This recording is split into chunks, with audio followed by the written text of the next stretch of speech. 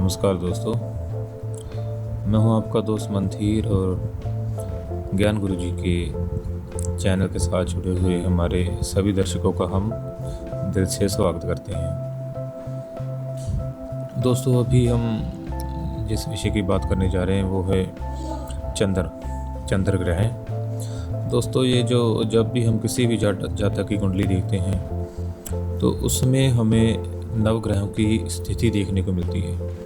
कोई ग्रह किसी कुंडली में कौन से घर में बैठा होता है, जैसे यहाँ पर आप देख रहे हैं, एक डायग्राम है मेरे सामने। यहाँ देखिए, यहाँ पर लगन और तन भाव लिखा हुआ है, इस नंबर लिखा हुआ 1। ये हमारी कुंडली का पहला घर होता है, ये दूसरा, फिर तीसरा, उसके बाद ये चौथा घर, पाँचवा घर, ये छठा घर है, सातवां घर, आठवां घर, नवम भाव है, ये नौवां घर, उसके बाद ये 10वां घर है, एकादश और द्वादश 11वां और 12। ये हमारी कुंडली के 12 घर होते हैं। दोस्तों, जब हम किसी भी जातक की कुंडली देखते हैं तो सभी ग्रहों की किसी न किसी घर में प्लेसमेंट होती है। तो अभी हम बात करते हैं चंद्रमा के बारे में। दोस्तों, जो चंद्रमा जब किसी की जातक की कुंडली में पहले घर में बैठा हुआ हो तो सामान्य तौर पर कुंडली का पहला घर मंगल और सूर्य के प्रभाव के अंतर्गत आता है। जब चंद्रमा यहाँ स्थित हो तो यह भाव मंगल, सूर्य और चंद्रमा के संयुक्त प्रभाव में होता है। ये तीनों आपस में मित्र हैं और तीनों यहाँ की स्थिति के अनुसार परिणाम देंगे।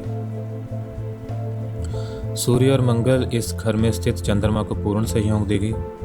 ऐसा जातक रहमदिल होगा और उसके भीतर उसकी माँ के सभी लक्षण और गुण मौजूद होंगे। वह या तो भाइयों में बड़ा होगा या फिर उसके साथ ऐसा बर्ताव किया जाता होगा। जातक पर उसकी माँ का आशीर्वाद हमेशा रहता है, साथ ही वह अपनी माँ को प्रसन्न रखता है।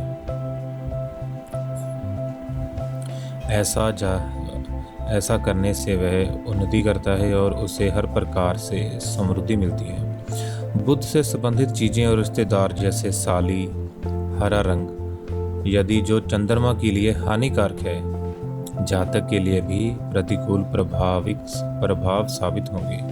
इसलिए बेहतर है कि उन लोगों से दूर रहें। दूध से खोया बनाना या लाभ के लिए दूध बेचना आदि कृत्य पहले भाव में स्थित चंद्रमा को कमजोर करते हैं। इसका मतलब यदि जातक स्वयं भी इस प्रकार के कामों से संकलन होता है तो जातक का जीवन और संपत्ति नष्ट होने लगती है। ऐसे में जातक को दूध और पानी मुफ्त में बांटना चाहिए। इससे आयु बढ़ती है और चारों ओर से समृद्धि आती है। ऐसा करने से जातक को 90 साल की दीर्घ आयु मिलती है और उसे सरकार से सम्मान प्रसिद्धि प्राप्त होती है। दोस्तों, ये थे हमारे चंद्रमा के पहले घर में जब बैठे हुए होंगे तो उसके फल।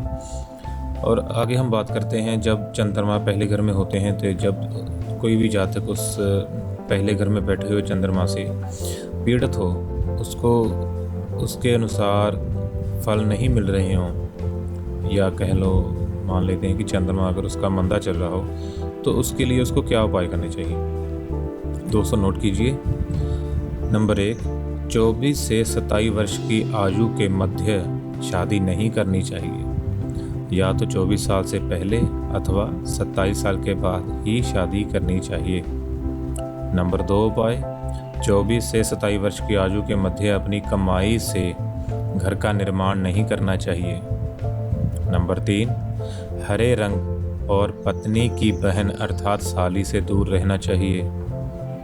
नंबर 4, घर में टूटी के साथ एक चांदी के बर्तन या केतली ना रखें। जब पानी वाला नल होता है, जिसको हम टूटी बोलते हैं, उसके पास चांदी के बर्तन या केतली ना रखें। यथा संभव बरगद की जड़ में पानी डालें। चारपाई के चारों पाँव में तांबे की कील ठोकें। अपने बच्चों के कल्याण के लिए जब भी एक नदी पार करें, हमेशा उसमें एक सिक्का ज़रूर डालें। दोस्तों, ये थे हमारे पहले घर में बैठे हुए कुंडली के पहले घर में बैठे हुए चंद्रमा के फलादेश। और उसके बाद आगे की वीडियो में हम बात करते हैं दूसरे घर में बैठे हुए चंद्रमा की जब प्लेसमेंट दूसरे घर में होगी तो उसके जो फलादेश हैं और उसके उपाय क्या होंगे। तब तक के लिए हमारे साथ इस चैनल में जुड़ने के लिए धन्यवाद। दोस्तों, अगर आपने हमारे इस चैनल को सब्सक्राइब नहीं किया है तो कृपया से सब्सक्राइब कर लें, ताकि फ्यूचर में जैसे ही हमारी कोई नई वीडियोज़ आती हैं आप तक आसानी से पहुंच सके। धन्यवाद।